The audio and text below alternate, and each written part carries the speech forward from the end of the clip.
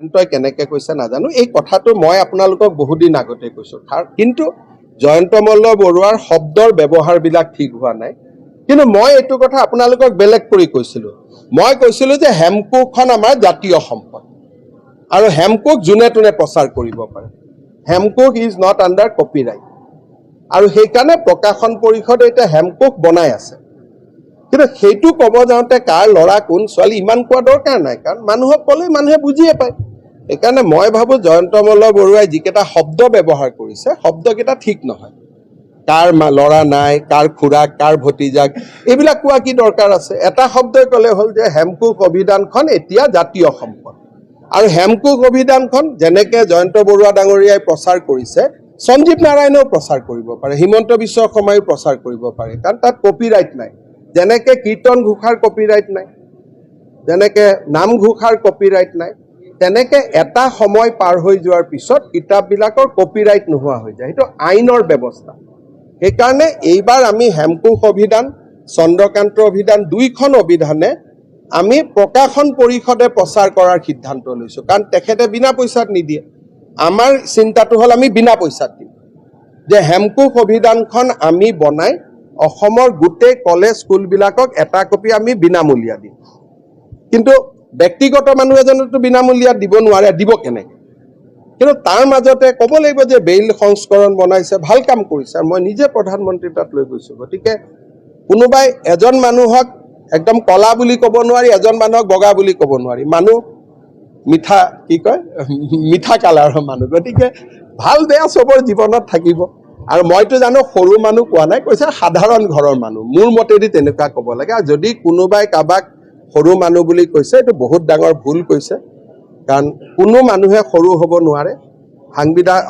মইতো ইমান দিন আপোনালোকে মোক ইমানো বেয়া বেয়া প্ৰশ্ন সোধে, কেতিয়াবা মই কিবা বেয়া কথা কৈছোঁ নেকি ব্যক্তিগতভাৱে?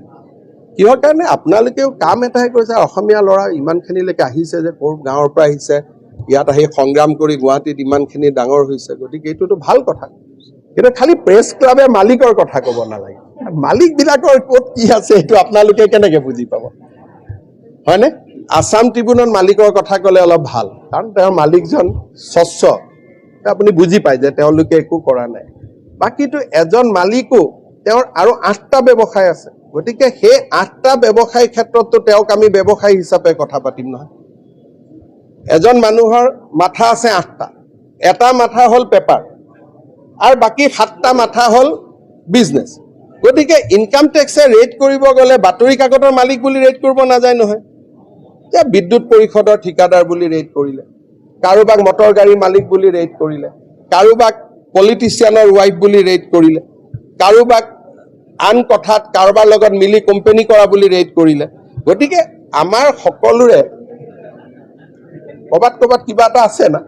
গতিকে সেই এংগলটোক আপোনালোকে নিজৰ বুলি ল'ব নালাগে। আৰু মইতো এইটো বিচাৰোঁ যে মালিকসকলৰ আজিকালি ইমান ইনকাম, আপোনালোকক ভাল কৰি তাৰ দৰমহা দিব লাগে। ৰাতি দিনে আপোনালোক এনেকৈ ঘূৰি থাকে, মইতো উল্টাই কওঁ, কাৰণ প্ৰত্যেকজন মালিকৰ ইনকাম মই জানো।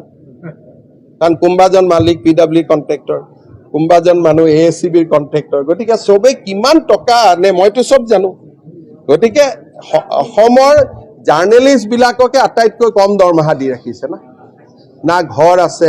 কোনোবা এজনৰ বেমাৰ হ'লে মোৰ ওচৰত আহি যায় এপ্লিকেশ্যন, মই কৰি ভাল পাওঁ, কিন্তু মালিকজনেতো মিনিমাম 10 লাখ টকা দিব লাগে।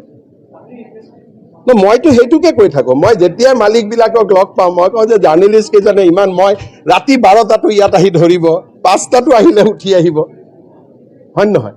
গতিকে দিল্লীততো জাৰ্নেলিষ্টবিলাকে ভাল দৰমহা পায়। ইয়াত টাইমছ নাও, ইণ্ডিয়া TV ভাল দৰমহা দিয়ে। অসমত দৰমহাই নিদিয়ে। ওই গাঁৱৰ যিবিলাক মফচলীয় সাংবাদিক আছে, তেওঁলোককতো কিবা এটা নিউজ দিলে 100 টকা দিয়ে। বেচেৰাহঁতে কয় যে বাইট এটা দিয়ক ছাৰ, নহ'লে 100 টকাটো আমাৰ মিছ যাব। এতিয়া মই ইমান মুখ্যমন্ত্ৰীয়ে কথা নকয়।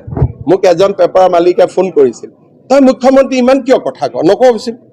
মই ক'লোঁ দাদা নক'লে যে ইহঁতৰ টকাটো মিছ যাব, যিকেইজনে থাকে। সেইকাৰণে মই তামোলপুৰতো গ'লে নামি গাড়ীখনত কথা পাতি আহোঁ, বাক্সাত গ'লেও কথা পাতি আহোঁ, কাৰণ তেওঁলোকে পাৰ নিউজত টকা পায়। মই কিবা এটা ক'লেহে টকাটো পাব। গতিকে মই তেনেকুৱা আপোনালোকক ইনডাইৰেক্টলি সহায় কৰি থাকোঁ, সকলোতে নামি দিওঁ। ক'তো এনেকুৱা জেগা নাই